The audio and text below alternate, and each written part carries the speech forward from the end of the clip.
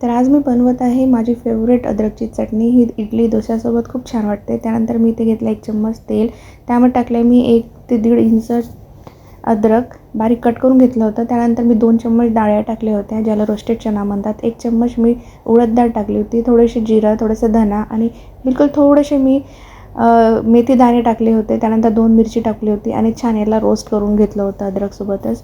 तर आता तुम्ही बघू शकता याचा कलर पण चेंज झाला आणि इतका सुंदर सुगंध येतो हे जेव्हा आपण रोस्ट करतात। त्यानंतर मी इथे थोडंसं चवीपुरतं मीठ आणि थोडीशी साखर टाकून घेतली आहे टेस्ट बॅलन्स करायसाठी। त्यानंतर मी 2 चम्मच चिंचेचा पल्प टाकून घेतलेला आहे, जी मी चिंच सकाळी भिजू घातली होती। त्यानंतर इथे आपली ग्राइंड करून घेतली आहे मी पेस्ट, तुम्ही बघू शकता। तर यावर मी देणार आहे थोडासा तडका। तर तुम्ही इथे फक्त मोहरी आणि कढीपत्त्याचा तडका दिला होता, मी मिरची नव्हती ॲड केली, तर तुम्ही पाहिजे असेल तर तुम्ही मिरची पण ॲड करू शकता। तर मी आज चटणीसोबत डोसे केले होते, तुम्ही बघू शकता। मी इथे डोस्याचं बॅटर छान स्प्रेड करून घेते आहे। तर आज मी बनवणार आहे डोसे आणि अद्रकची चटणी। खूप छान कॉम्बिनेशन आहे, तुम्ही एकदा नक्की ट्राय करून बघा। तुम्ही ही चटणी कशासोबत पण एन्जॉय करू शकता।